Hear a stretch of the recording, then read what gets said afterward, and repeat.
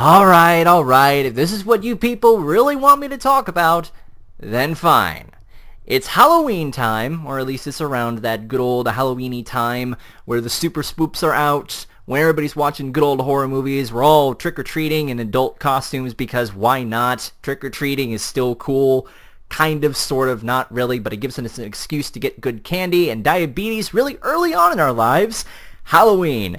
And specifically what we're going to be talking about today, horror stuff, because why not? Today we're finally talking about the Five Nights at Freddy's series. Greetings, every peoples. I am your cult of personality, Toon Critic Y2K's name. Toon's the name of my game. Welcome to a roundtable discussion of the Five Nights at Freddy's series.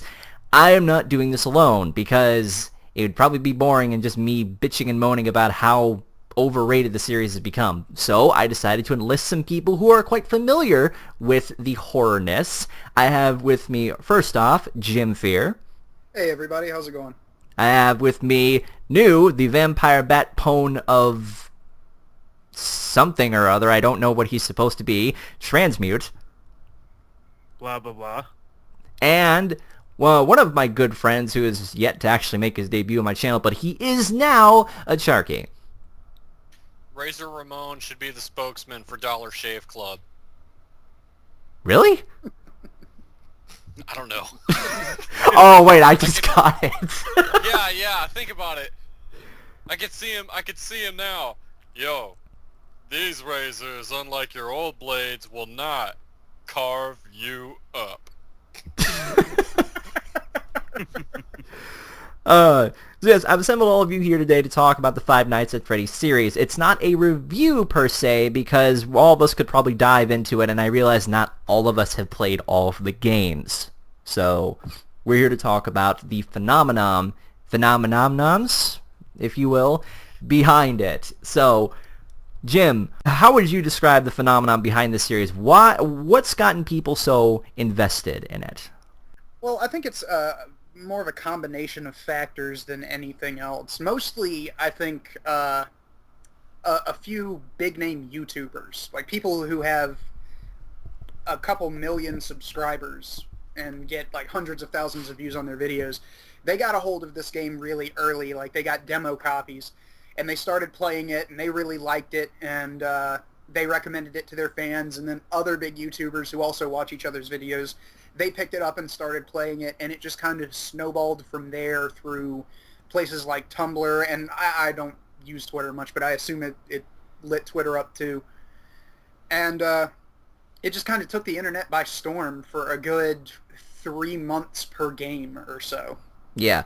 The one quick thing I should mention for people that don't know what Five Nights at Freddy's is, honestly, who hasn't at this point? The Five Nights at Freddy's series, you play as a night security guard for a Chuck E. Cheese style establishment, and the animatronics there are possessed and want to kill you, so you have to survive 5 nights without dying.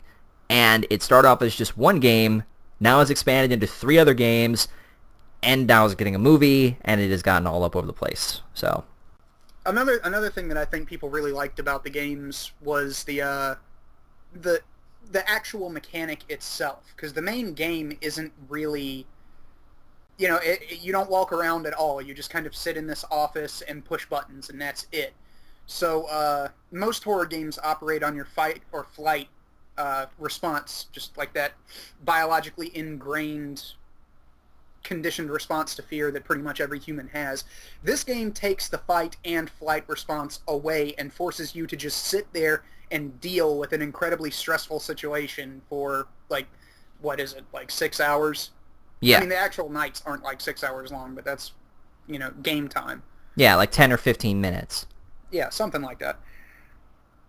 And that and the ambiguousness of the characters, like the characters themselves as presented in the game don't really have a whole lot of personality apart from their design, so people could just kind of put whatever personalities they wanted onto it, and a lot of people did, and it led to a lot of people doing comics on Tumblr and lore theory videos and creepypastas and voice acting and all kinds of stuff. Like, the fandom just blew up over this almost overnight, it seemed like. Yeah, this game series has a fandom behind it, and it is insane. You will see people dressing up as like the animatronics and the night guards and like the freaking purple guy at conventions. It's insane how quickly this blew up. I think I might have even seen pictures of a guy wearing like at a convention of a guy wearing a security guard uniform and a big like paper mache telephone on his head. I think a lot of it had to do with the success of this is like people like Markiplier that got their hands on it, and just seeing their reactions, and sometimes comedic reactions to the game really, at least for me, kind of got me interested in it. And I actually haven't played the games, but I've watched enough of the YouTubers and seen enough game footage to get the gist of everything. And I really think that it came down to the success of this, and the whole hype of it really came down to the YouTube Let's Players, and I guess also a little bit of the I guess the mystery or the lack of backstory. Kind of you had to fill in some holes in there, and that kind of made things a little bit more interesting to everybody. Going off of what Trans mentioned, to where a lot of the hype for this game came from people on YouTube, talking about it, as internet buzz kind of seems to be the way that like indie games in general seem to spread, mostly by word of mouth, because these things, there's no advertising for them, there's no marketing, and especially in the case of something like Five Nights at Freddy's, which you have to admit is very commendable, that this was an entire series of these that was made by pretty much one individual, Scott Cawthon. Yeah. And I'm hoping I pronounced that right. I think so. But and a lot of it, obviously that's where it got us attention, mostly as far as penetrating the mainstream, because I have a niece and nephew that go to school, and they, like my niece, she's about 15, so she's in like kind of middle school-ish, kind of around there. And, she has friends at school that talk about it and everything as well, and they don't play many video games or anything, but they know what this is. And that was the other thing, because I've not played any of the games myself. I don't really have a strong desire to. Not that I'm knocking on them, but I've taken in a good amount of information about Five Nights at Freddy's from other people who have examined it, reviewed it, and footage, and played it, and yada, yada, yada. All the various LPs, Let's Players that I enjoy watching. One of my favorites being Super Best Friends, or Two Best Friends, however you want to call it. And there, it's a very simple game, and I know there's also arguments like, oh, that's not what I'd call a game, but it's like, really, it doesn't take much to be, classified as a game, but I'm not here to argue that. I would say that one of the other really big appeals that Five Nights at Freddy's had was that in the land of indie games and AAA games alike, it seemed like what the next horror game, like what was going to be something that truly got us, and to many people that was Amnesia. But then when that came along and you saw the reaction videos to Amnesia, there were so many other people that were trying to copy its style, indie devs especially, and you see all these shit games that get put to Steam.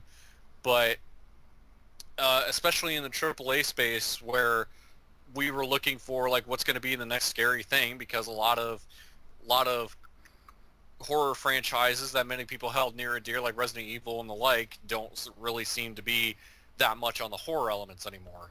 But to kind of bring this back to Five Nights at Freddy's, to where Amnesia was able to scare the hell out of us, but as what Jim had mentioned, you have that kind of fight or flight ability, although granted you can't fight at all. Your only really method of protecting yourself was a lantern. Other than that, your option was to run. And with Five Nights at Freddy's, you're stuck in one place. You have to watch security cameras. And I do have to commend this game that it's able to do so much with, I don't want to say minimal effort, because making a game is never easy. And I'm sure this game is easier to make than others, but I'm sure Scott Cawthon had his challenges trying to make this as well, even though there's not that much animation. And what animation you do see, it's kind of like a snowflake. It's just, it's meant to be special and stand out. Freaky. Yeah, Yeah, absolutely. You know, on a side note, when we were talking about advertising for this, you will never see a commercial for this game. You will never see any of the animatronics in, like, a McDonald's Happy Meal. Not until the movie comes out, No. anyway. No, I honestly think that the McDonald's Happy I- Meals are more terrifying than the actual animatronics. I think- Just saying, just I the think boxes even- and commercials. I think That's the even real then, terror. that would be a wrong move, especially if this is going to be. I think it's safe to say it would be a rated R movie because I don't think you could do, I don't know, even PG-13 about a movie where a guy may have be stuffed into a suit with his eyes hanging out of it. Yeah, if you're pushing for PG-13 and you do it in this really crappy CGI, it's not going to work. You need a rated R movie to show the bite of 87. You need to see every gory little detail that happens when a kid gets stuffed into an animatronic. Every little detail. Honestly, if we're gonna just diverge into the movie for a second here, I think that they should go with practical effects personally, like actually build animatronic suits. They should. None of that That CGI would just be shit. so much creepier than CGI, especially if it's like an indie movie or something like that, because indie movie CGI is usually not all that great. Yeah, especially with the CGI and like half of the things you've seen now. I've seen better CGI in the friggin' Resident Evil movies, and that's really saying something, honestly. Not dissing the Resident Evil movies, kind of, but... I'll diss them all day fucking long. I almost wish, I know Hollywood will never do it again, you know, especially big budget Hollywood, but I almost wish some horror movies would go back to using stop motion. Because Mm-hmm. because stop motion, despite how time consuming it is, it can be something that can create some really creepy effects in some horror movies. Yeah, like the first Terminator I movie. can't- Oh, absolutely, yeah. I thought the Terminator looked as freakiest then, especially because stop motion has that effect to where, because of how jerky and framey it is unsettling to look at and it's just kind of It's that not natural. a natural. It's not a natural motion. Yeah. Like living Yeah. things don't act like that. No.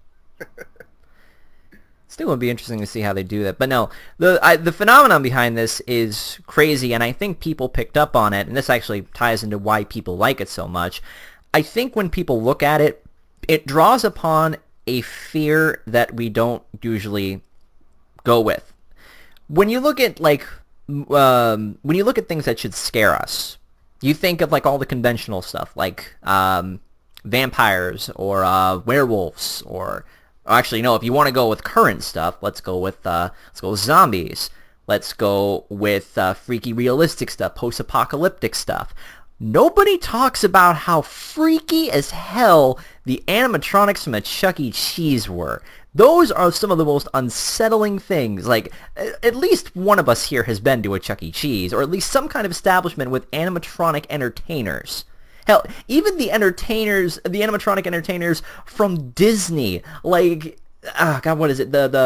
What's the bear ride? The Country Bears? Like, that one? Have you seen how freaky that is when you actually look at it now? Animatronics I are think- creepy, and because they're established back in our childhood, it draws upon that old fear of animatronics and how freaky they can be, and how that fear kind of sits with us now. It probably wasn't like, a fear that we were able to acknowledge, but if you really think about it, there was something off, and that's really cool, because Five Nights at Freddy's, I'm giving it credit here, Five Nights at Freddy's tries something different and goes with an unconventional approach with the animatronics being the main fear. So Like, it gives us something new.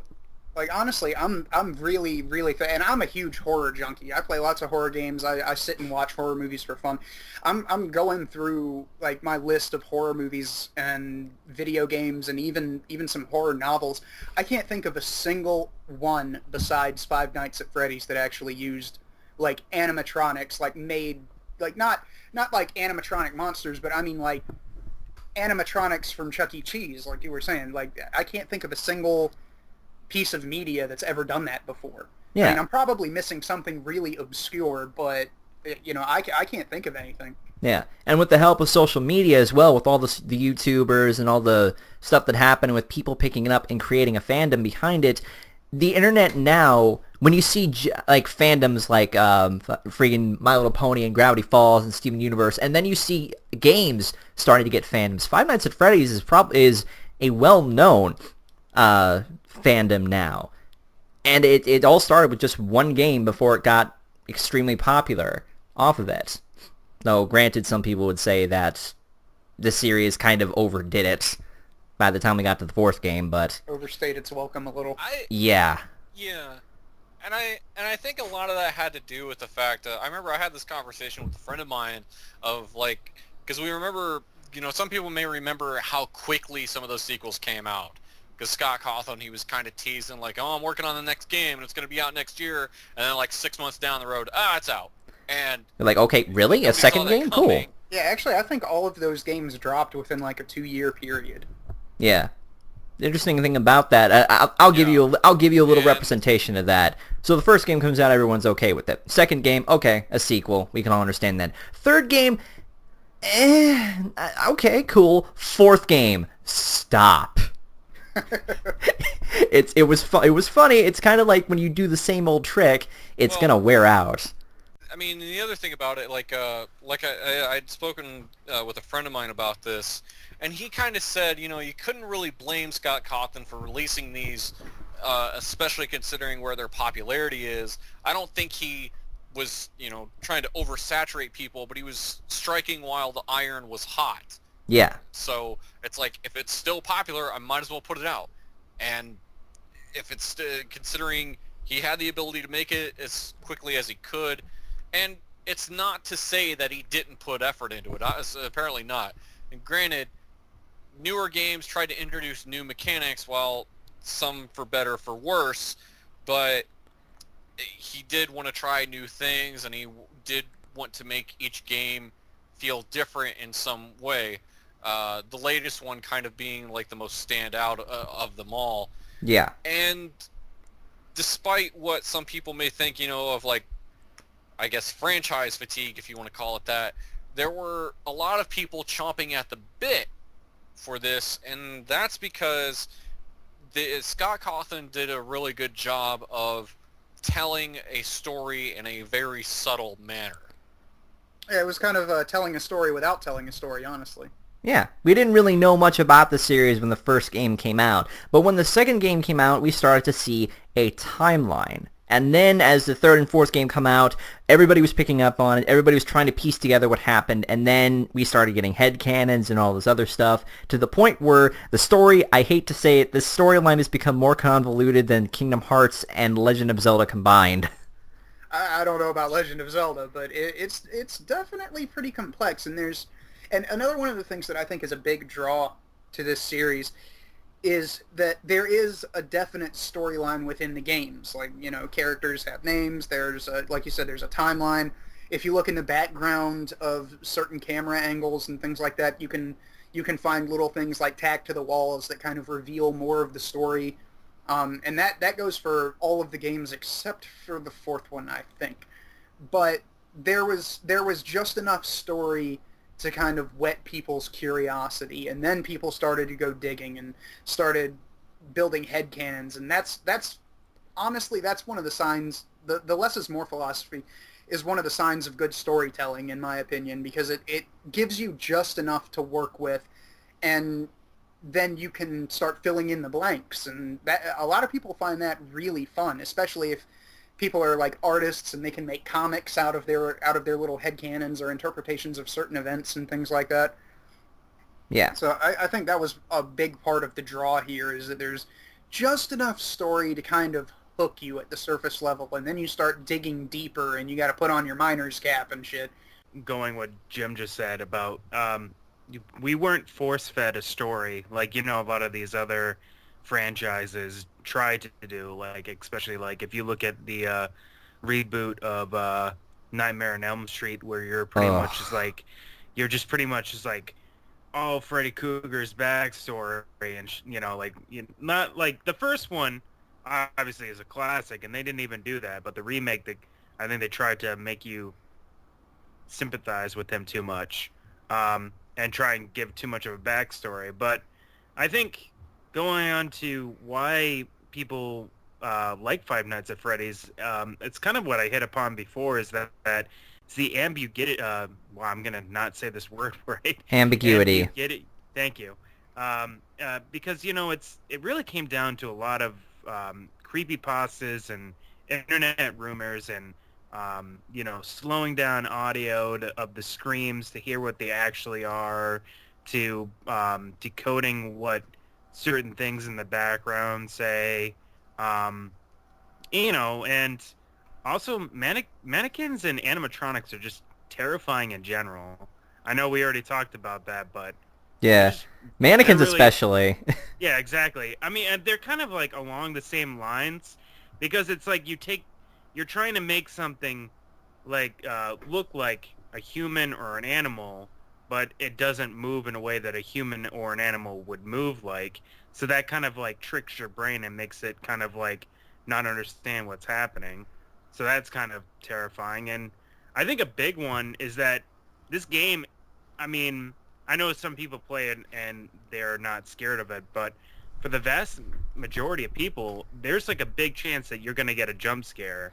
And it's kind of like the same thing about like if you go to a haunted house. Like Yeah. people want to, people pay money to go to a haunted house for a jump scare. It's the same thing. You're pretty much just doing a haunted house on a computer. And I know a lot of people don't like the jump scares and a lot of people abuse it, but I think the long and the short of it is this is pretty much just kind of like a haunted house that you can play any time of the year. That's one big problem, though, that people bring up with the series is the amount of jump scares. People have often called the Five Nights at Freddy's series a jump scare simulator. And I can totally understand why, because the core mechanics of this game, check the doors, check the lights, you don't do that, jump scare. And then it gets a little bit more complex later on. And I find that hilarious because you deal with just 4 animatronics in the first game. It's like, okay, that's not so bad. How about you deal with 10? You seem pretty confident. You nailed the last mode pretty good. Here's 10 of them on 2020 mode or whatever. Just one thing that I forgot to point out too is that the characters themselves too are really marketable and really kind of for lack of a better word, poppy. Like, Chica and Bunny, they're really like, you can see, go on like DeviantArt and look up art of them, and you can see how like stylish these characters are. And I think that's another really big thing that why this game is so popular now, is that these characters are really kind of like cool in and of themselves. Like I can look at Chica and be like, that's a really cool, like if I didn't know about the game, I'd be like, see Chica and Bunny or something like that and be like, that's really cool. I wonder what that's from. Yeah. So I think that kind of figures in too. You were adding on a Sharky? I think another thing about Five Nights at Freddy's is I think it's a game that does use jump scares effectively, is the fact that you're not, if something makes you jump in this game, it is for good reason, because a legitimate threat has appeared. And the other reason why I think it uses them very, very well is because another thing that Five Nights at Freddy's is very good at is building tension. The atmosphere and the way it uses whatever sound, the sound design, it's able to use all that in a very positive way to put you in the metaphorical hot seat. And it's like everything is just kind of made to play with your senses in a way. Like the music and what music is there, it's set for ambiance, and it uses it very well. A lot of times you don't hear a lot of music unless, it's usually like the classic kind of stuff of the very sharp violin string that you kind of hear if like something is really, if something is on the camera, or if there's something coming at you, or it's really good at being able to build that up. And I mean, and it's like the jump scare, it's not guaranteed that a jump scare is going to happen to you, but it puts you on edge. It's like it's like witching a time bomb. When it's going to happen, it could, it might not.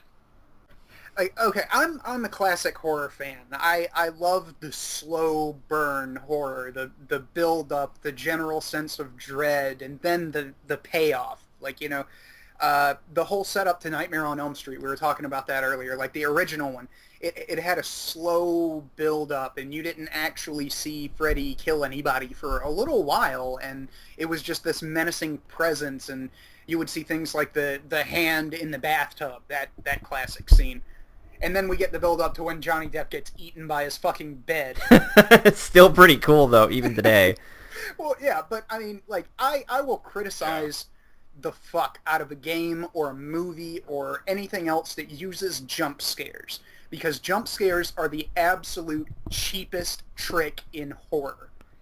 It is the most lowbrow, highest common denominator horror trick you can possibly fucking use.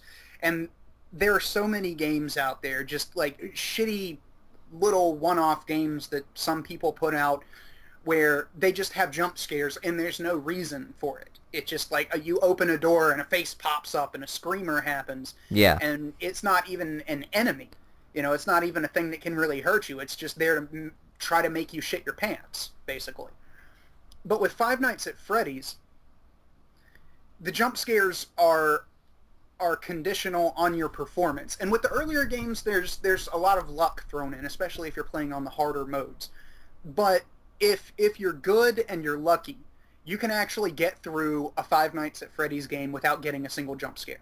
If you're really that good, if you're like MLG or something. Yeah, but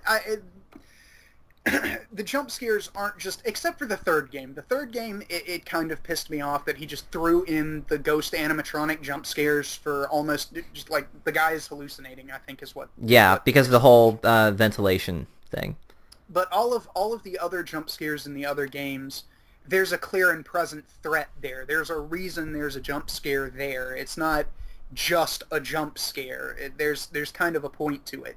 So I'm willing to be a little bit more forgiving with Five Nights at Freddy's for doing the jump scare thing. A, because it was basically one guy working out of his fucking bedroom, you know, just making these 4 games by himself. And they do it in a different way that most games that use jump scares do it. Most games that use jump scares, it's just a cheap fear tactic to try to get you to crap yourself. In this, it's also a cheap fear tactic, but there's reason behind it, and it can actually be avoided if you're good enough. Yeah. I guess that's what I'm trying to say. Well, you bring up a lot of great points here. You bring up an excellent point, and actually what I wanted to segue into. When you look at modern horror culture today, the jump scare used to be like a cool thing back in the day, but nowadays it's being used left and right in every single horror movie now, sometimes for no good reason, just to add in a scare, or at least sometimes when it's done right, but it's been overused to the point where we just get tired of it, and a jump scare can sometimes either ruin a movie or it can make the experience better, and we've seen it used so much. So I like to think, and this is just my big thing about Five Nights at Freddy's, Five Nights at Freddy's is a product of the modern horror culture today, where we rely so much on, when a horror series now focuses on, you'll see 2 types of horror movies here. You'll see ones with convoluted stories, or you'll just see some that are gritty and there for the jump scare. Five Nights at Freddy's is the product of both of those combined. One movie that comes to mind when I think of like something that abuses the hell out of them was Drag Me to Hell. Yeah. Which, if you've seen that movie, or at the very least, Phaelus's review of it, you know exactly what I'm talking about. That movie just used them to high heaven. But when it comes to horror in games, it is a challenge, because with video games, you draw the line of how much power do I give the player? How much ability do I give the player to where it is either you walk this line of, if I take away too much from the player, it's not going to be fun. Or if I don't take anything away, then they're going to be overpowered and they're not going to think anything is scary. Yeah, just give the security guard a shotgun really or something. The challenge, although granted, like, if the security guard had some method of fighting back against the animatronics, though, that probably would have ruined Five Nights at Freddy's. Like, no, I get what you mean there, especially what you're talking about with games giving too much power to the player or not enough power. Like with a game like and I will rag this series till the day I fucking die, because it went from being one of the greatest survival horror series of all time to being just a fucking action game with not even zombies. But Resident Evil 5 had that serious problem. I would play on hard mode, and that's a game that you also, like, they ruined so much with that game. Like, they gave you way too much ammo, even on hard mode. You have a person there helping you, which, takes away the feeling of isolation, which is key to a lot of horror. And it just went in a far more action-oriented direction. It felt like Resident Evil as done by Michael Bay, rather than a Resident Evil game. Yeah, it's actually kind of cool that you bring up Resident Evil, because all this month I've been playing Resident Evil 4 to get myself prepped for that. That goes in a big way with how video games and horror video games are a rarity now. So this actually poses a question, a big question that surrounds this, I think, to nicely wrap this all up. With horror video games, how are they different than horror movies? Well, it's an interactive experience, first off. Especially games that have a first-person perspective, like Five Nights at Freddy's or Amnesia or Call of Cthulhu, Dark Corners of the Earth, games like that. It puts you in the perspective of the person experiencing all of this. And even games that don't do that, they still put you in the position of the person, even if it's not a first-person perspective. So you're not just watching four idiots in a cabin in the woods Until Dawn get murdered. I haven't played Until Dawn yet, but I'm not mocking, but I'm using it as an example. So, but you're not just watching these stereotypical trope characters run through generic horror situation number 437. You're actually there experiencing it. Excuse me, yourself. Yeah. So I think that's the biggest difference between horror movies. Excuse me. Horror movies and horror games is that you actually get to experience all those emotions of running from the monster or trying to fight back, or all of the different little emotions that run through the character's head will run through your head as well while you're playing. A lot of it comes down to being in that situation and reacting in a way that you would react. And it's kind of cool, to be honest, and I really hope that as technology gets better and, I guess faster and better quality, that we'll start seeing better chances of horror video games allowing you to have more, I guess, I'm trying to think of the right word, I guess like more interactive in the horror genre and like in horror games, so where it would be like you in that situation and not Chris Redfield in that situation. Yeah. And I think that Five Nights at Freddy's was going down the right route, because you're just a night guard, you don't even get a name. No, I think he does. I think he does get a name, but you don't find it until you pick up your paycheck at the end of the week. Yeah, canonically that character does have a name, but it's never really said explicitly. Yeah. Okay. All right. I want to say it's like Mike or something, but I don't remember. Interchangeable American name. Is your name Theodore Ribickenstein? Or Jeremy Fitzgerald or something. Yeah, but all kidding. Who the fuck has a last name like Fitzgerald? Joey Jojo Shabadoo. There's a name. There's a wide receiver on the Cardinals that has that last name, Fitzgerald. I think that's what I really want to see happen, is like a lot more horror games, like putting you personally, the player of the game, in a situation like that. And I think that's I'm really hoping happens in the future, because I think that'd be really cool. Like, I know. I don't know. I think it was in a chat, and I think you were in that chat too, and where we were talking about the. Well, you might not have been there, but that they're remaking this video game about Friday the 13th, where you're gonna Yeah, play. I was there for that. Yeah, I am actually like super hyped for that because I feel as though that's what I would like to happen. Like rather than come out like with another movie of Friday the 13th, like if they could put all that money and all that time into a really awesome video game like that one, like I feel as though that would be really cool. Yeah. Because like I don't know if everyone here knows about that or whoever's listening knows about that. But pretty much just the long and the short of it is that it's going to I think it be was, yeah, like one character, one player plays as Jason, and then everyone else plays as the camp counselors, and it just the concept just sounds really cool, and I really hope that that game gets made, one, and then two is successful, and then we start seeing more games like that. Can you imagine like a Nightmare on Elm Street games? Yeah. Like that would be super awesome.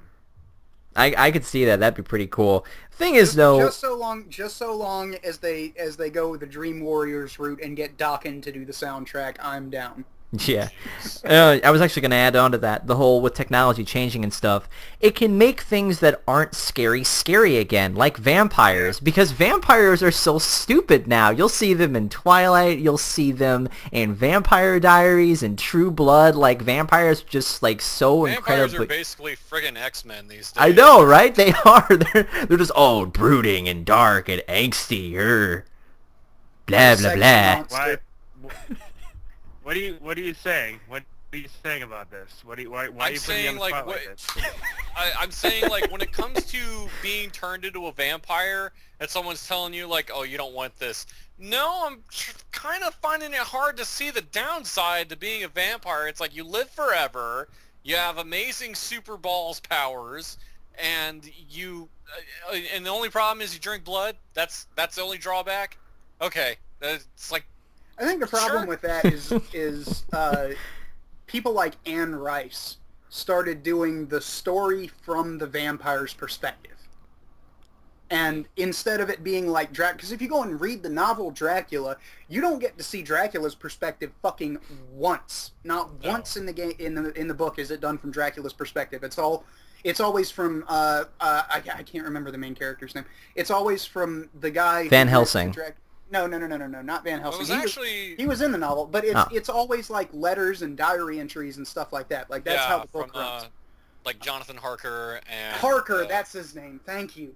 Yeah, very. There you go. That's his Yeah, name, various characters. They have their like, which was why Bram Stoker's Dracula was kind of hard to make as an adaptation. Mm-hmm. And maybe people say like, it's not as true to the book, but some of the movies that have been made have been pretty damn good. Everybody remembers the fucking 1939 Dracula with Bela Lugosi.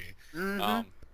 To get back on the point, though, I'm not dissing vampires, sort of, kind of, but I'm saying that if Five Nights at Freddy's can make something like animatronics scary, imagine what we could get in the future. We could make things like werewolves and mummies and vampires actually scary again.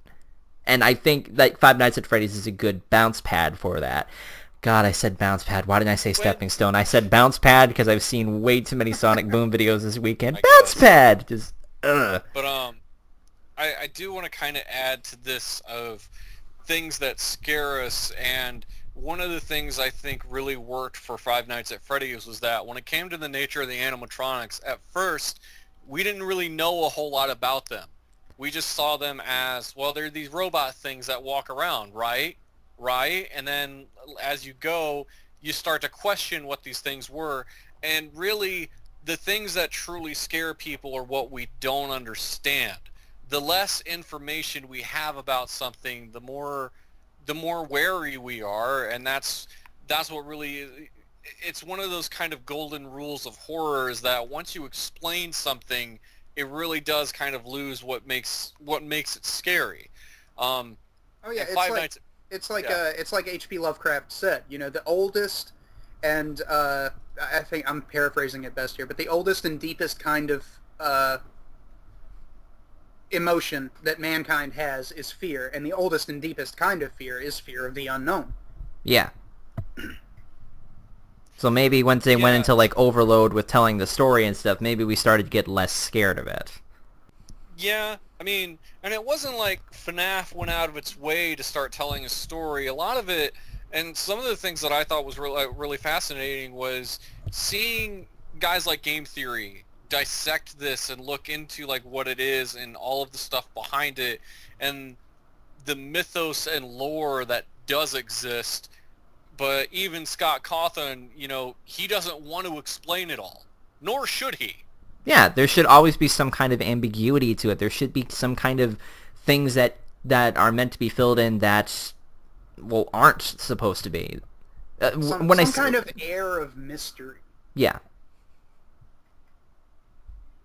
So I guess to nicely wrap this series, So I guess to nicely wrap this discussion up, Five Nights at Freddy's has been, for better or worse, a thing that has changed a lot of people's perspectives on horror games and also modern horror culture itself. We're probably not going to get another big game for it, but it all depends on like what the next big thing after this is. This is currently the big thing that's happened for horror in terms of video games. So now we have to see what's going to happen next from then on. And with, as Tran said, with technology changing and stuff, who knows? We can actually get virtual reality, or we could have like, I've seen games where they've used like heart rate monitors and microphones like, oh, don't breathe or anything. It's kind of hard to when your heartbeat is like freaking racing. But it's really cool because games give you a lot more immersion. Games give you a lot more things to do. When you're watching a horror movie, you can point and laugh at how stupid people are and how lazy the writing is. But when you're in control, you are the player. So you start to get anxious and you start to feel as if it's actually there. And a great thing about like this is that this draws on a more realistic thing. I know walking animatronics that are possessed by the souls of children, yeah, not realistic. But when I mean realistic, you're working a night security shift in like the 80s and 90s, just sitting there. There's no freaky like demons or like evil spiritual stuff. It's a a realistic setting that has become extraordinary. Yes. Not to mention, yeah, and in this case, it is a realistic, quote-unquote, protagonist that you are in the shoes of. And that's another thing, especially with games, is that you look at stuff like Resident Evil, you know, it's like you're this cop or big buff army dude Chris Redfield. And obviously it's like, yeah, these guys have weapons training and everything, and they can aim perfectly fine. But a series that I kind of hold near and dear to my heart, Silent Hill. Yes. 1 through 4. Oh, yeah. 1 through 4 only. Everything after the room doesn't count. Those games put you in the shoes of everyday people with everyday vulnerabilities. You know, whether it's Harry Mason, who was just a single dad, whether it was Silent Hill, James, who was just this, you know, kind of widowed fellow that was kind of going to this town on a whim, or the third game where you were a teenage girl, or the fourth game where you were just an average guy. None of these people probably never even held a gun before they got thrown into the situations they were in. Yeah, that's freaky. Yeah, so it's understandable when it's like these people can't aim, or they don't know how to shoot, or they don't know how to really defend themselves, because this is the first real time they've probably been put in any kind of situation like this ever. Well, it definitely is, especially considering, you know, the fucking abominations that you get put up against. And the same can also be said about another indie game that was also kind of a recent favorite, was Lone Survivor, which I can't recommend enough if you want, you know, a game that's more Silent Hill than Silent Hill is these days. But yeah, with Five Nights at Freddy's, you're an average Joe. You're you're a security guard. I mean, this is a job, you know, some people can get. You know, the standards for a security guard is not high. This is like a job somebody could actually have. These are shoes you could be in. So I think that's what makes it even that much more realistic, and what makes it easier for people to connect to. Yeah, and that's one of the things about Silent Hill, as well as I guess you could take it to Five Nights at Freddy's, is that you mentioned these people having never fired a gun before in their lives. The character animations reflect that. Like a person who's had gun training isn't going to feel the recoil as much because they know what they're doing. These characters, they pick up a shotgun and shoot it, and they fly backwards a little bit because of the kick on the gun. With Five Nights at Freddy's, you don't even get a crowbar. You don't get any kind of weapon at all. You're just kind of you're actually in the real security. I actually applied for a security guard position once, and they told us that you're not allowed to bring even a taser on with you. Like you just get a flashlight and a radio, and that's it. If something happens, call the police. That's your entire modus operandi. You patrol around and see, and if anything happens, then you just call the cops. You get out of there and call the cops. That's it. Yeah. So it really is keeping in with that, just a regular person who's thrown into this extraordinary situation. And in Silent Hill, they could fight back. But in Five Nights at Freddy's, you can't. Your only option is to go through this ridiculous set of moves like check camera 1 and 2 and then wind up this music box and flash your light down the hallway and put on this mask and just stuff like that. And that's the only thing you can do to keep yourself alive. And sometimes that doesn't even work. But it drives in the sense that you are the player in this. You have all these things to do. Have fun surviving, basically. And that's the thrill of it that I think people really enjoy, but also people really dislike about it. So I guess that's actually a good way to end all this, is that people like this series, people dislike this series. People who are watching this, please put down in the comments below what your thoughts on the Five Nights at Freddy's series are. Have you played any of the games? What's your favorite? That sort of thing. And yeah, I think this has been a pretty good thing. So definitely go subscribe to people in here. Jim's got his channel where he's got his horror readings and stuff, if I'm correct. Mm-hmm. And I haven't been active the past few months because I've been having life stuff going on, but I actually have a script that I'm working on about what makes a survival horror game a survival horror game. And this is something that I see so many people get wrong. Like, I've seen people call Metro 2033 a survival horror game. Like, the people in Metro, like, if you go into the Redux and they have like different difficulty levels, one of them actually touts it as this will make Metro a survival horror game, or it keeps close to the survival horror shit of the original Metro. And I'm just sitting here like tearing my hair out. Like, no. Yeah, that's a bunch of shit. And like the way that Resident Evil is still touted as a survival horror series when it's nothing of the fucking kind. Not really, no. Or you get games like Amnesia that are touted as survival horror when they're not. Yeah. And stuff like that. So I just kind of have a few issues that I want to set the record straight, or to quote Douglas Adams, at least firmly crooked. Yeah. Sharky, I would say subscribe to him, but he's all he has is a podcast that he does, and other than that, he ain't done crap. So. Nope. But he's here though. He's one of my closest friends that I work with, and he knows his stuff. He's been around. He knows his stuff. He's an old school dude, so that's why I picked him for this. You can follow me on the Twitter. Yeah. And lastly, definitely go subscribe to Transmute. Funny enough, this is supposed to be just a collab between me and Trans, but I wanted to bring more people in for this to make this a good discussion. And Trans is my go-to horror guy, other than Jim, for this kind of stuff. He has a great channel that people should check out and stuff. And I figure, hey, if my magic worked on getting Tyandaga and Lightning Bliss up to 10,000 subscribers, maybe a little magic here will get Trans up to at least 5,000. Just a little Halloween magic, if you will. Yeah, good old Jack Skellington will look down upon Trans and be like, you know what, here, you are the new Pumpkin King. Have fun. No, it's the Great Pumpkin. Get it right. Okay, of course, Great you Pumpkin. You were lying when you said old school. Man, I've actually never seen that movie. I feel bad. Oh my god, how have you never I've seen... never seen it. I've never been a big fan of like the Snoopy stuff, the Peanut stuff. I've never seen a proper But one it's of them. always I don't know if you on, noticed, man. but I don't know if you noticed, but they got a movie coming out. You better familiarize Yeah. yourself. Yes, I'm aware. I'm gonna have to make a review on it. I know. You got homework, motherfucker. I know. I have homework for an animated movie. That hasn't happened in a long time. But anyway, yeah. Definitely go subscribe to Trans. He has got a lot of good stuff on his channel and it's worth looking into. You might have seen him in Lightning Bliss's collab, which is hilarious, if I must say. Anyway. So, I hope all y'all have a good Halloween. I hope none of you end up going to a sex offender's house. I really hope that doesn't happen. I hope you don't get LSD in your trick-or-treat bags, because that also would be really bad.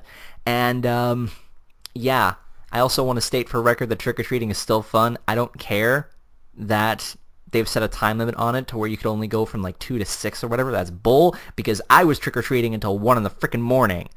That's how we do it. That's how our generation did it, and our generation is, well, I guess the newer generation is, we're living in that one. Yeah, but you live near Chicago, but I live in the greatest city in the world, so